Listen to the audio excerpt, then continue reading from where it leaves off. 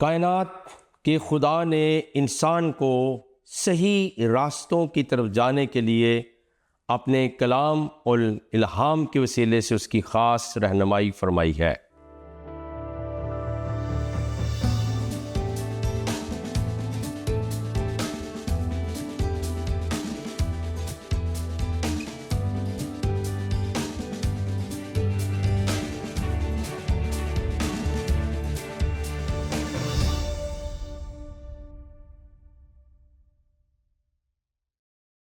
پیارے عزیز ناظرین، میں ہوں آپ کا میزبان پاسٹر صدیق پال اور آپ دیکھ رہے ہیں پروگرام دوستی کا ہاتھ بائی صدیق کے ساتھ۔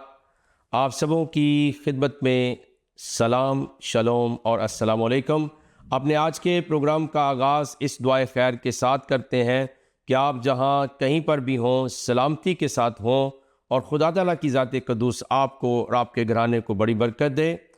ہمارا ٹاپک ہے قرآن کی فریاد، اور اس کی بنیادی وجہ یہ کتاب ہے پروفیسر علی حسن مظفر صاحب کی لکھی ہوئی قرآن کی فریاد، اور اس کے اوپر اس پروگرام میں یہ دوسرے حصے کا دوسرا پروگرام ہے۔ آج پارٹ 2 کا یہ سیکنڈ پروگرام ہے جو آپ کی خدمت میں ہم عرض کر رہے ہیں، اور پچھلے ہفتے میں ہم گفتگو کر رہے تھے کہ پروفیسر صاحب نے اپنی کتاب کے اندر اس بات کو لکھا ہے کہ قرآن کے اندر کوئی ربط موجود نہیں ہے، تو ہم ایک حوالہ، ایک وحی دے رہے تھے قرآن شریف سے اور پھر بائبل مقدس سے، اور آج ہم ان کی کتاب میں تھوڑا آگے بڑھیں گے۔ وہ کہتے ہیں تصریف آیات، ٹھیک ہے، صرف آیات اس کو کہا جا سکتا ہے۔ قرآن کریم میں مختلف موضوعات کو پھیر پھیر کر سامنے لایا گیا ہے، اور یہ انداز قرآن کریم کا منفرد انداز ہے، اس کو ریپیٹیشن ہم کہہ سکتے ہیں، جو ہے وہ تکرار اس کا موجود ہے، اور وہ کہتے ہیں اس انداز بیان کو تصریف آیات سے تعبیر کیا جاتا ہے، یعنی آیات کو پھیر پھیر کر سامنے لانا۔ چنانچہ جب تک کسی موضوع کی تمام آیات کو سامنے نہ رکھا جائے، اس وقت تک اس موضوع کو ہر پہلو سامنے نہیں آ سکتا، اور نہ ہی اس موضوع پر کوئی حتمی بات کی جا سکتی ہے۔ قرآن کریم میں آیات کی ترتیب کچھ اس طریقے سے ہے کہ اکثر اوقات عبارت میں تسلسل نہیں، یہ میں نہیں کہہ رہا، یہ پروفیسر علی حسن مظفر صاحب کہہ رہے ہیں، اور جو ہم نے پچھلے پروگرام میں قرآن اور بائبل کی گواہی حضرت یونس کے تعلق سے سنی تھی، اور میں نے باقاعدہ طور پر اس کا حوالہ دیا تھا، تو وہ کہتے ہیں کہ اکثر اوقات عبارت میں تسلسل قائم نہیں۔ مثلا روزہ، نماز، وسطی عصر کی حفاظت کرو، یہ سورہ بقرہ میں آیت ہے۔ نماز ادا کرنے کے احکامات سورہ روم میں ہیں، اور نماز کے اوقات کا اشارہ ملتا ہے، تفصیل نہیں، سورہ کاف میں ہے۔ تو اس طرح سے وہ کہتے ہیں کہ یہ ہے۔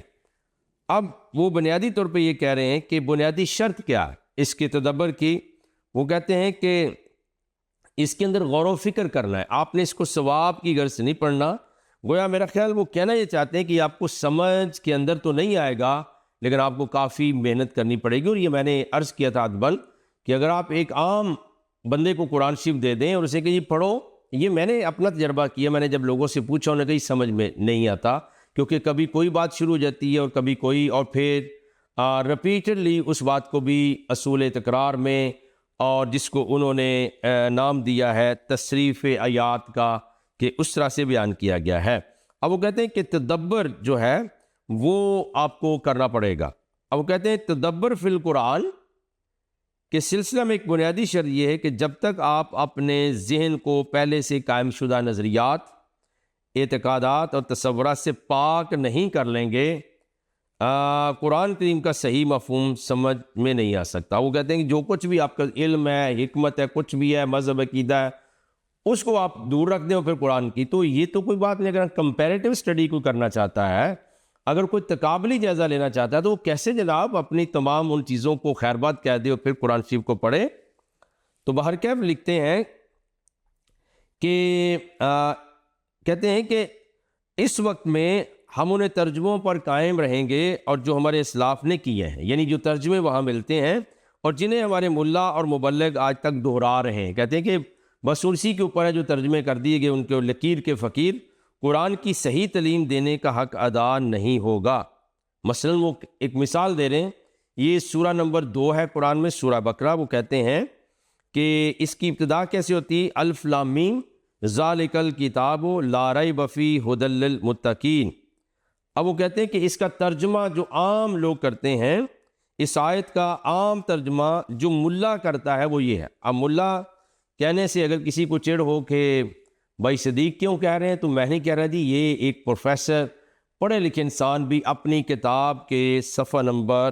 27 پر یہ کہہ رہے ہیں کہ ملا یہ ترجمہ کرتا ہے۔ اور ترجمہ سن لیں، الف لام میم، یہ کتاب ایک ایسی کتاب ہے جس میں کوئی شک نہیں، اور یہ ہدایت ہے پرہیزگاروں کے لیے۔ اب وہ کہتے ہیں کہ ایک اعتراض ہے اس کے اوپر۔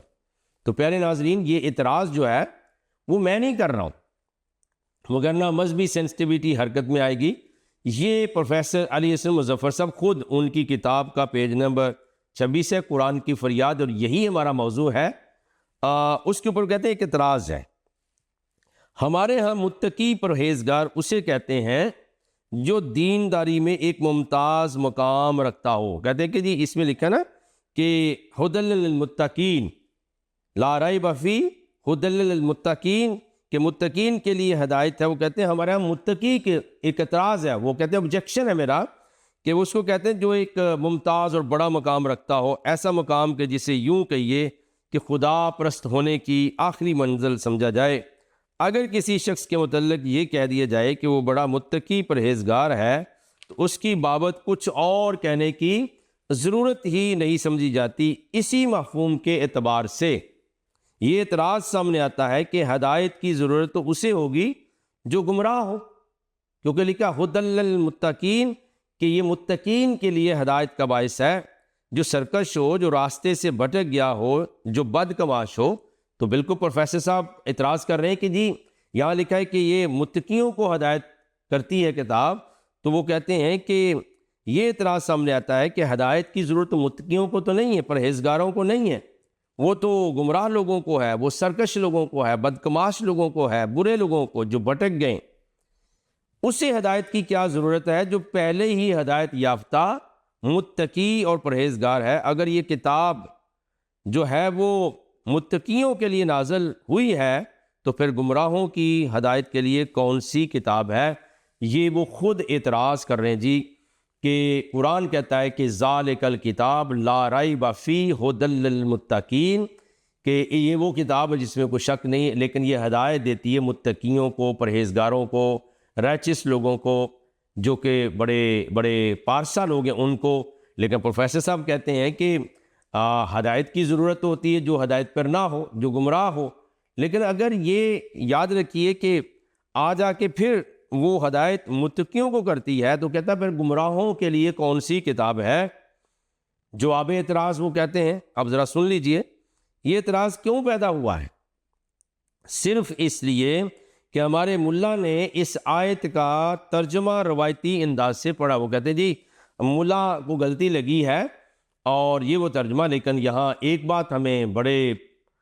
ٹھنڈے دل کے ساتھ سوچنی پڑے گی کہ پروفیسر علی حسن مظفر صاحب گویا اکائی ہے، اقلیت ہے، ایک بندہ ہے، یا اس طرح کے اور بندے بھی ہوں گے، لیکن وہ اکثریت میں نہیں ہے۔ اکثریت کا مطلب کیا ہے؟ ھدی للمتقین، جب بھی مسلمانوں سے یہ وہ کتاب ہے جس میں کوئی شک نہیں، اور یہ پرہیزگاروں کو ہدایت دیتی ہے۔ اب یہ ایک انداز میں بیان کر رہا ہوں، پروفیسر صاحب وہ کہتے ہیں کہ اگر یہ ہدایت تو چاہیے بھٹکے ہوئے گمراہ لوگوں کو، لیکن اگر متقیوں کو یہ کتاب صرف ہدایت کرتی ہے، تو گمراہ، گنہگار اور جو بھٹک گئے ہیں، جو گمراہی کے اندر رہ رہے ہیں، ان کو کون سی کتاب ہدایت کرے گی؟ تو کہتے ہیں بیسیکلی پرابلم یہ ہے کہ ملا نے ترجمہ روایتی ٹریڈیشنلی کیا، اور میں اکثر کہا کرتا ہوں اور آپ کی بھی نظر کرتا ہوں یہ بات، کہ دو طرح کا اسلام ہے فرینکلی، ایک ٹریڈیشنل اسلام ہے جو آپ دیکھتے ہیں، روایتی اسلام ہے، اور ایک ٹیکسچول اسلام ہے جس کی بہت کم لوگوں کو سمجھ ہے، ایون مسلمانوں کو، اور وہ کہاں پر ہے؟ وہ قرآن شریف کے اندر ٹیکسچول اسلام، یعنی جو لکھا ہوا ہے وہ ہے اس ٹیکسٹ بک کے اندر۔ اب ہم یہ بیان کر دیں کہ اگر روایتی اسلام کو آپ دیکھیں گے، جیسے کہ ملا نے روایتی ترجمہ کیا ہے، تو وہ قرآن کے ساتھ نہیں ملتا۔ ہم ان کی بات کو آگے بڑھاتے ہیں، کہتے ہیں کہ اور روایتی انداز سے دوسروں کو بتایا ہے، اور وہ متقی کے صحیح مفہوم یا مطلب سے واقف ہی نہیں ہے مولوی۔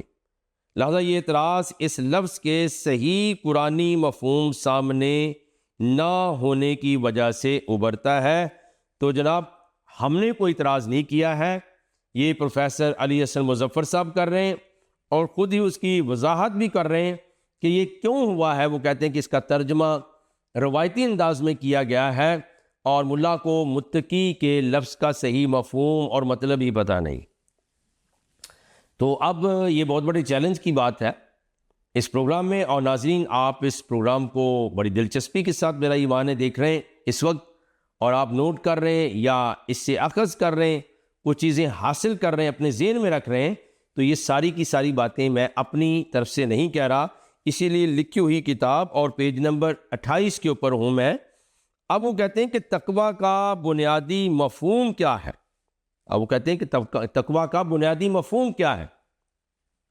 اور قرآن سے قرآن تک میں ہم نے اس بات کے اوپر اپنے لیکچرز میں، اپنے پروگرامز کے اندر روشنی ڈالی اور اس کے اوپر اچھی ایک مدلل اور مفصل بحث کی ہے کہ بیسیکلی قرآن کا معاملہ کیا ہے۔ تو وہ کہتے ہیں کہ تقویٰ یعنی پرہیزگاری، متقی ہونے کی بنیادی مفہوم کیا ہے؟ تقویٰ اور متقین قرآن کریم کی جامعہ اصطلاحات ہیں۔ عربوں کا لباس ڈھیلا ڈالا ہوتا ہے۔ ان میں سے کسی نے پیغمبر اسلام سے پوچھا تقویٰ کسے کہتے ہیں؟ تو جواب میں آپ نے فرمایا کہ جب تمہیں کسی ایسے راستے سے گزرنا پڑے جس کے دونوں طرف خاردار جھاڑیاں ہوں تو تم اس میں سے کس طرح گزرو گے؟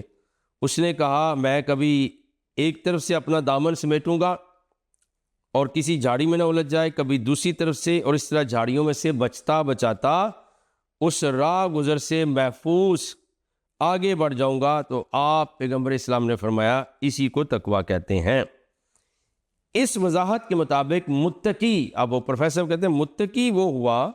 جو راستہ کے خطرات سے محفوظ رہتے ہوئے منزل مقصود تک پہنچنے کے لیے کوشاں ہو، جد و جہد کرے اور وہ بڑھتا جائے۔ لہذا قرآن کریم سے مستفید ہونے کے لیے پہلی شرط یہ ہے کہ انسان منزل مقصود تک پہنچنے کا طلبگار ہو اور منزل تک پہنچنے کے لیے تمام غلط راستوں کو چھوڑ کر صحیح راستے کی طرف بڑھنے کی مسلسل کوشش بھی کرتا رہے۔ چنانچہ یہ قرآن ایسے ہی انسانوں کے لیے ہدایت ہے۔ گویا یہ کتاب ہدایت ان کے لیے ہے جو ہدایت کے طلبگار ہیں۔ اللہ ہدایت طلب کرنے والوں کو ہدایت ضرور دیتا ہے، لیکن جب کوئی سرکشی گمراہی میں حد سے بڑھ جاتا ہے تو اللہ اس سے منہ موڑ لیتا ہے۔ اب یہ جو نقطہ ہے کہ اللہ منہ موڑ لیتا ہے، لیکن آئیے ہم انجیل مقدس میں سے آپ کے ساتھ کچھ بات شیئر کرتے ہیں خداوند یسوع مسیح کی بابت، اور خداوند یسوع مسیح کا فیضان جو ہے اس کے متعلق آپ کے ساتھ میں یوحنا کی انجیل شریف اور اس کے پہلے باب کی کچھ آیات میں آپ کے ساتھ پیش کروں گا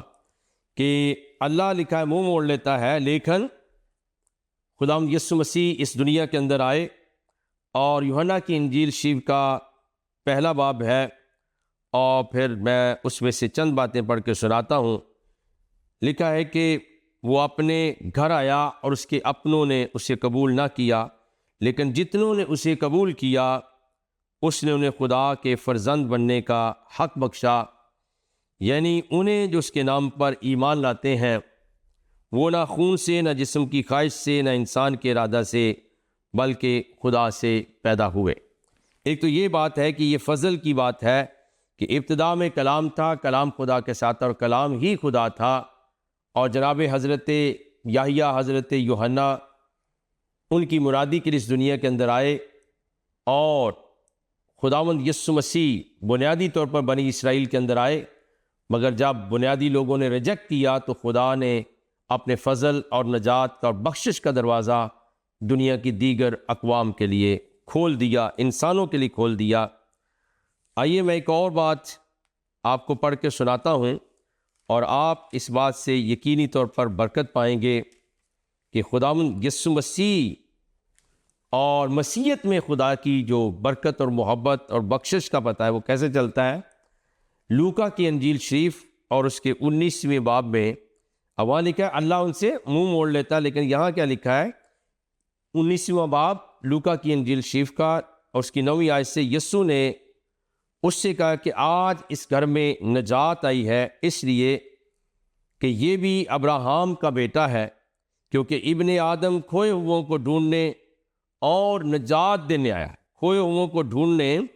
اور ان کو نجات دینے کے لیے آیا ہے۔ اور کئی اور مواقعوں پر خداوند یسوع مسیح نے یہ بھی ارشاد فرمایا کہ تندرست کو طبیب کی ضرورت نہیں ہوتی، لیکن بیمار کو طبیب کی ضرورت ہوتی ہے۔ اور آپ نے فرمایا ابن آدم کھوئے ہوئوں کو ڈھونڈنے منہ موڑنے نہیں اور انہیں نجات دینے کے لیے آیا ہے۔ لیکن پروفیسر صاحب یہ بیان کرتے ہیں اپنی کتاب میں کہ اگر تو آپ اللہ کی ہدایت لینا چاہتے ہیں تو پھر اس کا مطلب یہ نہیں کہ اللہ جسے چاہتا ہے ہدایت دیتا ہے، جسے چاہتا ہے ہدایت نہیں دیتا، بلکہ اس کا مطلب یہ ہے کہ جب وہ کسی کی سرکشی اور بغاوت سے ناراض ہو جاتا ہے تو اس پر ہدایت کے دروازے بند کر دیتا ہے، اور اللہ نے انہیں کوئی ہدایت نہیں دیتا، گویا وہ اس کی ناراضگی کا اظہار ہوتا ہے۔ تو یہ ہے کہ اللہ تعالیٰ کا جو کریکٹر ہے پروفیسر علی حسن مظفر صاحب کی نظر میں ان کی کتاب کی روح سے وہ بھی آپ نے سنا، اور الہی کردار خداوند یسوع مسیح کی بابت سنا، اور کلام مقدس میں بے شمار آیات موجود ہیں جہاں آپ نے کیا کیا، آپ نے فرمایا اعلان کر دیا کہ میرا جوا نرم اور ملائم ہے، اے بوجھ کے تلے تھکے اور دبے ہوئے انسانوں میرے پاس آؤ۔ اور پھر آپ نے یہ اعلان کیا کہ ابن آدم کھوئوں کو ڈھونڈنے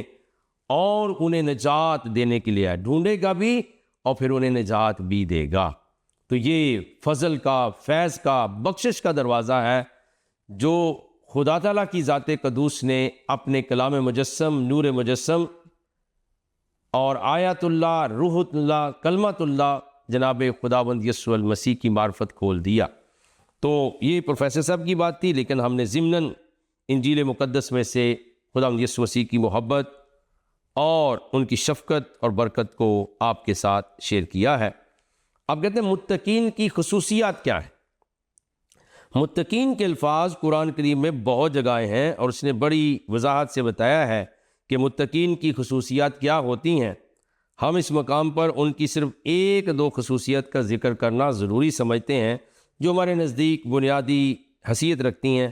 ہمارے ہاں متقی کے معنی ہی پرہیزگار کے لیے جاتے ہیں۔ اس لفظ پرہیزگاری میں ایک بڑا گہرا تصور پوشیدہ ہے۔ عیسائیت کی رہبانیت، وہ اب عیسائیت کا لفظ یوز کرتے ہیں، لیکن میں اپنے دیکھنے والوں کے لیے بات عرض کر دوں کہ پورے قرآن شریف میں اور مجموعہ احادیث میں کبھی بھی پیغمبر اسلام نے یا اس قرآن کی اپنی عبارت نے مسیحیوں کو، کرسچنز کو عیسائی کہہ کر نہیں پکارا۔ لیکن میں بہت حیران ہوں کہ بڑے بڑے علماء یہی بات کرتے ہیں، اور ان کو یہ نہیں پتہ ہے کہ آپ کم از کم قرآن شریف کا جو ٹائٹل دیا ہے قرآن نے مسیحیوں کو اس نام سے پکاریں۔ اس سے مطلب قرآن وہ پڑھتے نہیں تو جو مرضی کہتے جائیں۔ تو یہاں پہ لکھا ہے جی کہ عیسائیت کی رہبانیت یعنی راہب بن جانا اور کسی اپنے ڈھنگ سے عبادت کرنا، تنہائی میں رہنا، دنیا سے کٹ آف، جو بھی ان کی تشریحات ہیں۔ ہندوؤں کی ویدانیت یعنی ان کا جو وید کا مسئلہ ہے، مجوسیوں کی خانقیت ہو یا بدھ مت کا نروان، یہ ان کے تصورات ہیں۔ ان سب کا بنیادی تصور یہ ہے کہ یہ ساری دنیا قابل نفرت ہے، اور دنیاوی جاذبیتوں میں ملوث ہو جانے والا شخص خدا کا مقرب نہیں ہو سکتا۔ ان علائشوں سے اپنے آپ کو دور رکھنا قرب خداوندی کے حصول کی بنیادی شرط ہے۔ دین کے مذہب میں تبدیل ہو جانے کے بعد خانقاہیت کا یہی تصور جب تصوف کی یعنی صوفیوں کی شکل میں مسلمانوں کے ہاں آیا تو اس کی روح سے انہوں نے بھی دنیا اور اس کی ساری چیزوں کو قابل نفرت قرار دے دیا اور ان کے ترک کرنے کو وسیلہ قرب خداوندی کہا۔ یہیں سے پرہیزگار کی اصطلاح ہمارے ہاں رائج ہوئی۔ چنانچہ آپ دیکھیں گے کہ جس شخص کے متعلق کہا جائے وہ بڑا متقی اور پرہیزگار ہے تو اس کا تصور کچھ اس طرح سامنے آئے گا کہ وہ دنیا کی زیب و زینت کی چیزوں سے دور رہتا ہے اور انہیں نفرت کی نگاہ سے دیکھتا ہے۔ حالانکہ قرآن کی روح سے متقی کا یہ مفہوم غلط ہے۔ اب میں آپ کو واپس تھوڑا سا کر رہا ہوں۔ وہ کہتے ہیں کہ عیسائیوں کے ہاں، حالانکہ عیسائی کوئی لفظ نہ قرآن نے اس کو استعمال کیا ہے نہ حدیث میں آیا ہے، لیکن وہ خود سے یہ کہتے ہیں کہ جی یہ جتنے مذہبوں کے نام لیے ہیں، عیسائیت کا لیا، ہندوؤں کا، مجوسیوں کا، بدھ مت کا نام لیا ہے، وہ کہتے ہیں جی کہ یہ سارے کے سارے کہتے ہیں کہ یہ دنیا قابل نفرت ہے۔ نو پیارے عزیزو، آپ جب پروگرام دیکھ رہے ہیں تو میں آپ کے سامنے اس بات کو رکھنا چاہتا ہوں، خدا یسوع مسیح کی ذات اقدس جب اس زمین پر تشریف لائے تو انہوں نے اپنی عمر مبارکہ کا ایک بڑا حصہ اپنے معاشرے کے اندر گزارا، گویا 30 سال، اور انہوں نے کوئی جا کر تنہائی اختیار نہیں کی، کٹ آف نہیں ہوئے، بلکہ بائبل مقدس کو جب آپ پڑھیں گے تو آپ نے اس معاشرے کو جانا، سیکھا، ان کے درمیان میں آپ رہے، ان کی شادیاں اٹینڈ کیں، ان کی خوشیوں اور غمیوں میں شریک ہوئے، ان جیسا لباس پہنا، ان جیسی جو ہے وہ کھانا بھی کھایا، اور ان کے تمام معاملات کے اندر آپ جاتے تھے۔ بیماروں کی بیمار پرسی کی، انہیں الہی شفا عطا فرمائی، پھر بھوکوں کو کھانا کھلایا۔ تو یہ جو تمام چیزیں ہیں،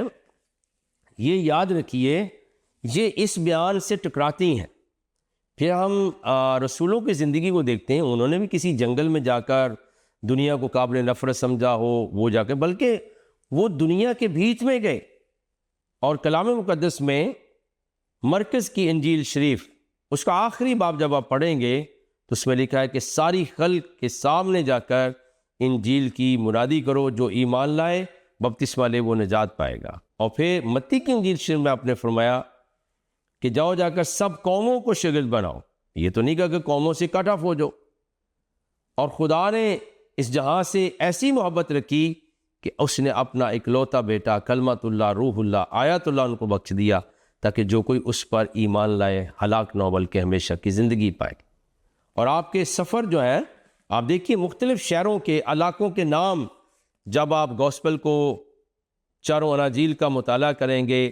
نئے عہد نامے کا مطالعہ کریں گے، تو آپ کو پتہ چلے گا کہ یہ جو معاملہ ہے یہ الزام تراشی ہے، جبکہ صحیح ترین جو حوالہ جات یا دلیل موجود ہے وہ بائبل مقدس کے اندر جو لکھا ہوا ہے۔ عین ممکن ہے کہ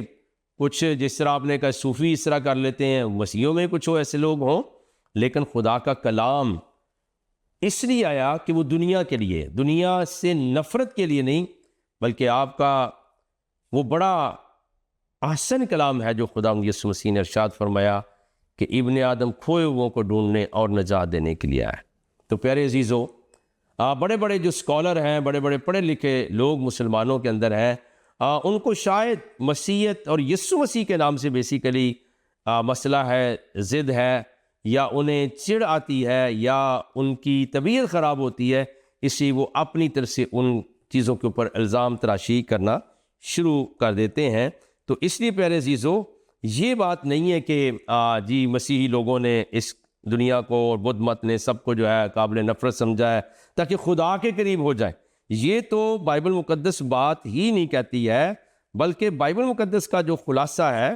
وہ تو زبردست ہے۔ وہ تو یہاں تک بیان ہوتا ہے کہ اگر آپ یہ بات کہتے ہو کہ میں خدا سے محبت رکھتا ہوں مگر اپنے بھائی سے اگر آپ نفرت رکھتے ہو، تو کلام مقدس کے اندر تو اس طرح کے کئی حوالہ جات موجود ہیں کہ جناب وہ بندہ جو ہے وہ جھوٹا ہے، یعنی خدا سے کہتا ہے محبت رکھتا ہے اور اپنے بھائی سے نفرت رکھتا ہے، دور رہتا ہے، تو وہ جھوٹا ہے۔ آئیے میں آپ کو پڑھ کے سناتا ہوں نئے عہد نامہ میں سے جناب حضرت یوحنا کا پہلا خط، اور اس کے 4 باب کی آیت نمبر 20 سے میں پڑھ رہا ہوں۔ ٹھیک ہے جی، پروفیسر صاحب کی بات بھی آپ نے سنی، لیکن میں کلام اقدس کا حوالہ دے رہا ہوں۔ 20ویں آیت سے 4 باب 20ویں آیت اور 1 جون۔ اگر کوئی کہے کہ میں خدا سے محبت رکھتا ہوں اور اپنے بھائی سے عداوت رکھے تو جھوٹا ہے۔ اب سن لیا آپ نے جی، یا تو بائبل مقدس کہہ رہی ہے کہ بھائی سے عداوت نہیں اور عداوت میں دوری ہوتی ہے۔ اگر یہ مفہوم لے، پروفیسر صاحب نے دیا کہ مذہب مسیحیت کے اندر یہ ہے کہ الگ تھلگ ہو جاؤ، انسانوں سے دور بھاگ جاؤ، خدا ملے گا نہیں۔ آپ دیکھ لیجئے، لکھا ہے کہ اگر کوئی کہے کہ میں خدا سے محبت رکھتا ہوں اور وہ اپنے بھائی سے عداوت رکھے تو جھوٹا ہے، کیونکہ جو اپنے بھائی سے جسے اس نے دیکھا ہے محبت نہیں رکھتا، وہ خدا سے بھی جسے اس نے نہیں دیکھا محبت نہیں رکھ سکتا۔ اور ہم کو اس کی طرف سے یہ حکم ملا ہے کہ جو کوئی خدا سے محبت رکھتا ہے وہ اپنے بھائی سے بھی محبت رکھے۔ تو پیارے عزیز ناظرین، بات یہ نہیں کہ کس نے یہ کتاب لکھ دی، قرآن کی فریاد پروفیسر صاحب نے، بات حقیقت کی ہے کہ حقائق کیا ہیں۔ اور کلام الہی بائبل مقدس تو انسان کو خدا سے ملانے کی بات کرتا ہے، اور یہی وہ سارا مفہوم ہے جو خداوند یسوع مسیح کے تشریف لانے کی بنیاد ہے کہ آپ اس لیے اس دنیا کے اندر آئے تاکہ خدا سے بچھڑے ہوئے انسان کو پیار کریں۔ فقیہی اور فریسی اس وقت کے علماء، جسے آج بھی علماء نفرت کرتے ہیں، وہ کرتے تھے، وہ غلام بناتے تھے، مگر خداوند یسوع مسیح نے اعلان فرمایا آئندہ کو میں تمہیں اپنے نوکر نہیں بلکہ دوست کہتا ہوں۔ تو خدا کا کلام جو ہے وہ انسان کو خدا سے ملانے کے لیے، اس لیے بائبل مقدس کی ابتدائی کتاب میں لکھا ہے کہ خدا نے انسان کو اپنی صورت اور شبیہ کے اوپر پیدا کیا ہے۔ تو قرآن کی فریاد کے اوپر ہم تبصرہ ضرور کر رہے ہیں اس بات پہ، لیکن بہت سارے نکات ایسے ہیں جو پروفیسر صاحب نے ٹھیک بیان نہیں کیے، اور ناظرین کی ہم نظر کر رہے ہیں حوالے کے ساتھ، اور آپ کو دعوت فکر دیتے ہیں کہ آپ ان باتوں کے اوپر ضرور غور و فکر کیجئے، اور جو سچ آپ کو مل جائے وہ دنیا کو بیان کر دیں۔ آئے ہم دعا مانگیں۔ تیرے آسمانی روحانی خدا، ہمارے باپ یسوع مسیح کے نام سے ہم آپ کی شکر گزاری کرتے ہیں آج کے پروگرام کے لیے، آج کے اس وقت کے لیے، اپنے ناظرین کے لیے، بہنوں بھائیوں دوستوں عزیزوں کے لیے، ان سب کو برکت دے، اور زندہ پاک خدا تیرا کلام ان کے ذہنوں میں زندہ طاقت بن جائے، اور یہ طاقت پوری دنیا کو تبدیل کر دے۔ آپ کا شکر، آپ کی تعریف ہو۔ ہم میں سے اگر کسی کی کوئی حاجت ہے، دعا ہے، پریئر ریکویسٹ ہے، تیری جناب میں وہ قبول ہو جائے، اور انہیں ان کا جواب عطا فرما۔ یہ دعا ہم اپنے خداوند اور آپ کے پیارے بیٹے کلمۃ اللہ روح اللہ خداوند یسوع مسیح کے نام کے وسیلے سے مانگتے اور پاتے ہیں، آمین ثم آمین۔ آپ دیکھ رہے ہیں پروگرام دوستی کا ہاتھ بھائی صدیق کے ساتھ۔ اگلے ہفتے تک کے لیے اجازت، پھر ملیں گے، تب تک کے لیے خدا حافظ، بہت بہت شکریہ۔